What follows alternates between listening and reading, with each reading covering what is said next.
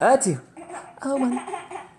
Hi everyone, Dr. Megan Brill here, posting our week 2 video for our Human Growth and Lifespan Development course. As I'm sure you already know, week 2 focuses on infancy, so I thought it was only appropriate to introduce you to Lincoln. This is my son, he's our 5th born. He just finished his infancy, actually. He just had his first birthday on Sunday. And so not only have I studied development extensively in graduate school, but I also have raised 5 little humans and had lots of practical experience with it too. So he's going to be fussy if I keep him in the video. I'm going to hand him over to Nora. This is my oldest. She's going to take care of him while we finish this video. Thanks, girl. Okay, so when we talk about development, we usually talk about development in 4 areas: physical development, cognitive development, social development, and emotional development. And so when we focus on infancy, we're going to talk about all of those 4 aspects of development. So first we'll focus on physical development. Infancy is a period of rapid physical change. The typical newborn infant weighs about 7.5 pounds, and around a year, the typical infant weighs about 20-21 pounds, which basically means that they triple their birth weight. Now, as an adult, you can imagine what it would be like to triple your birth weight in a year and all of the changes that would happen because of that. And so we'll be diving into some of that this week. We're also going to talk about feeding practices, so breastfeeding versus bottle feeding, demand feeding versus schedule feeding. There's a lot of complexity when you look cross-culturally at how caregivers feed infants, and so we'll talk about some of the implications of some of those decisions. We're also going to talk about cognitive development, which is another area that just changes dramatically over the course of the first year.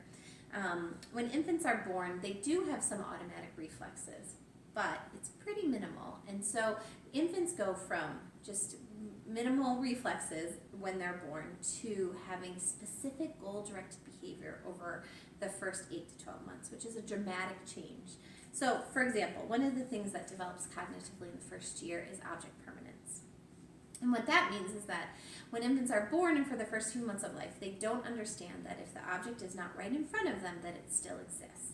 But there's several different steps you'll read through that talk about how object permanence develops, and it gets to the point where infants realize that if you take an object and hide it, that it still exists, and then they'll go off and try to find it or uncover it, which just is a great example of one of the many ways that their cognitive abilities change over the course of the first year. We'll also cover the highlights of social and emotional development. Now, this is probably my favorite aspects of development. I've taught entire courses focused solely on social and emotional development. When you focus on emotions, all infants across the world are born with the same set of basic emotions, including surprise, happiness, fear, and anger. Over the course of their first year, not only does their emotional expression change, but they are also able to recognize and respond to the emotions in their caregivers. So one of the things that has been studied extensively is something called social referencing, which means that infants will look to a trusted caregiver for emotional information in an uncertain situation.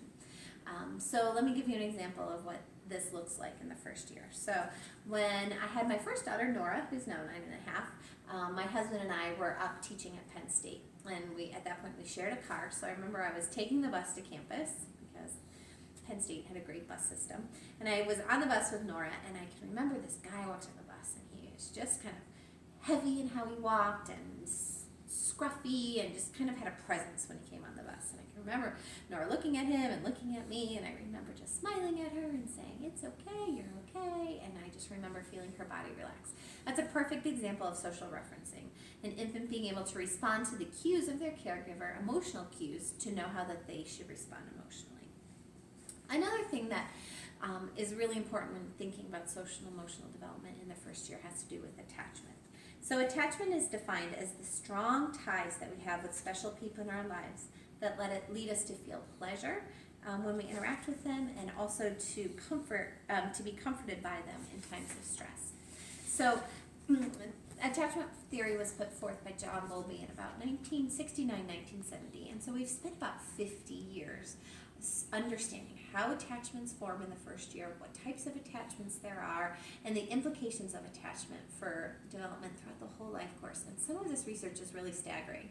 So the quality of the attachment you form in infancy is very predictive of your likelihood of divorce, of your marital quality, of your overall life satisfaction, To say attachment is important is an understatement. So you'll be reading some about that this week. And the final thing that we'll talk about this week has to do with language development. So language is something that develops throughout all of childhood and adolescence, but many of the key aspects of language get put in place in these first few years of life. So that's where we're going to stay for the rest of this video. I thought it would take a minute to outline these different stages of language development in the first year, yeah, we'll go from there. So, early in the lifespan, children develop language at a very rapid pace. When you look cross-culturally, the stages of language development are the same, but what varies is the age and the pace at with which a child reaches each milestone. So I always think cross-cultural research is very interesting because it's very easy when you're in one culture that does a certain thing with babies to think that's how everyone does it. And yet we know cross-culturally people really vary with respect to how much they hold their babies. Some cultures literally don't ever put babies down, whereas other cultures put their babies in their own rooms from the very first night to sleep. A lot of these kind of differences have big implications for things like language development. One of the things we've learned cross-culturally is that girls typically do learn language quicker than boys do. More than any other aspect of language, of development, language is really tied to brain development. For example, they find that if for some reason a child is not able to learn language until the age of 5, at the age of 5, it's very hard for them to learn it after that. The brain changes in such a way that it's almost like that window for language development closes. So when exactly does language development begin? They say that it actually begins before birth. So towards the end of a pregnancy, a baby can start to hear sounds outside the womb, and they're starting to tune into those sounds. From the moment of birth, they find that babies tend to respond more to their mom's voices than other voices. How do researchers know that? It's interesting. I always find developmental researchers who focus on infancy to be really interesting, how they come to their conclusions. Specifically with this preference for their mother's voice, what they do is they look at the rates with which babies suck pacifiers. And so if a baby's sucking, listening to a stranger's voice, and the mom comes in the room, their sucking is going to be different. And so that's how they know that babies can specifically respond to their mother's voices over strangers' voices.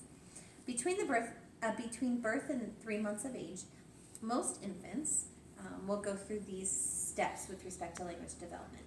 As we said, they'll recognize their mother's voice, they'll quiet down when they're spoken to, they'll cry differently to express different needs. So most people who've been around a baby or caring for a baby can tell the difference with an I'm hungry cry versus I'm tired cry versus I'm overwhelmed or overstimulated cry. Right around 2 months of age, babies begin to coo. And what cooing is babies starting to use some of those vowel sounds, A's and O's usually.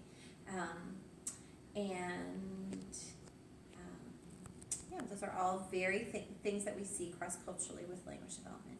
Then moving on to 3 to 6 months, there's other things that continue to develop. So babies will start to turn their head in a room to look at the person who's speaking.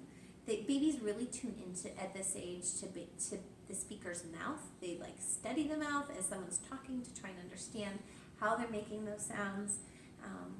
Babies can respond to the difference with a sharp tone and a warm tone if someone's talking to them. Babies begin to laugh. That's always such a fun stage when that happens. And towards the end of this period, closer to 6 months, babies will begin to babble. So how is babbling different than cooing? Babbling involves using consonants in addition to the vowels. So usually some of the first consonants babies say are the B, D, and the M. Mama, Baba, and Dada. And that usually appears by 6 months. Interestingly, at this stage, the sounds and babblings are identical for babies across the world, although it's right around the 6-month period that babies start to really tune into the sounds of the language that they're hearing around them, and they close that window from being able to speak any language to really honing in on the language that they hear in their home. 6 to 12 months is a crucial age for language development. One of the things that babies start to do in this stage are pointing and gesturing. They respond appropriately to friendly and angry tones in others' voices. They start combining babbling sounds, so as opposed to just going ba ba ba ba ba, they'll go ba-ba-da-da-da. Lincoln does this, so I know that that happens. Babies begin to play with their voices. So I can have videos of all of my children doing this, where they're playing with their voices, and they're going up and down, or they're going soft and then they're going quiet. It's a very important step for babies with respect to language development. Another thing that they find that's really important in this stage is something called joint attention, which just refers to the fact that a caregiver and a baby are attending to the same object or event at the same time. And this contributes greatly to early language development. The babies get better and better at this over time. So they begin to be able to attend to the same thing around 3 and 4 months, but by 8 and 10 months, they're very good at it. And what research has found is that when a baby has lots of opportunities for this joint attention, they learn language quicker, they have a bigger vocabulary, and they speak earlier than babies that don't have a lot of this opportunity. So, for example, this is one of the reasons why reading, even to infants, is so important, because parents, the caregiver, and the baby can point to things and attend to something at the same time, and that's really crucial to language development. So the last few months, 9 to 12 months, babies continue to grow and change in their language development. They understand the word no, although they often don't obey it. So that's an important distinction. This happened today. We have stairs in our house. We have a baby gate, but one of my children had left it open, so my Lincoln had started to go up the stairs, and he was like on the second stair, and I looked at him and I said, "Lincoln, no, no," and he turned around and he gave me a big smile. He knew the word no. He didn't necessarily stop climbing until I grabbed him, but that's a perfect example of them understanding the word no. They start to associate voices and names together. So this is such an interesting thing that researchers have studied. So one of the things they've done is they've put 2 videos in front of a baby, one of mom and one of dad. And they'll have someone in the room saying, "Mama, mama, mama," and they look to where the baby's eyes go. And they find that when you say mama, the baby's much more likely to look at the video of mom. And if you say dada, they're much more likely to look at the video of dad. So even at that stage, if they're not independently expressing the word mom and dad, they're still starting to understand that certain labels go with certain people in the family, which is really important. Babies at this stage respond to their own name. So again, that often, for me, with my kids, means that they'll turn their head to look at you when you call their name. They start to use sounds other than just crying to get your attention. So my son, when he's in his high chair and he wants more food, he will just be kind of loud and start banging, and I know that that means that he wants more food, but he's not necessarily crying to tell me that. Babies at this stage will often start repeating sounds. So if I go ma ma ma, Lincoln is likely to go ma ma ma. He doesn't do it 100% of the time, but he is capable of and does repeat sounds that I say, which is also an important part of this stage. And at this stage, they have many different vowels and consonant sounds that they can say. All of this culminates into babies usually saying their first word around 12 months. So that's just a little overview of language development over the first year. I look forward to interacting with you or whoever your instructor is for this course on the discussion boards this week about breastfeeding and bottle feeding practices.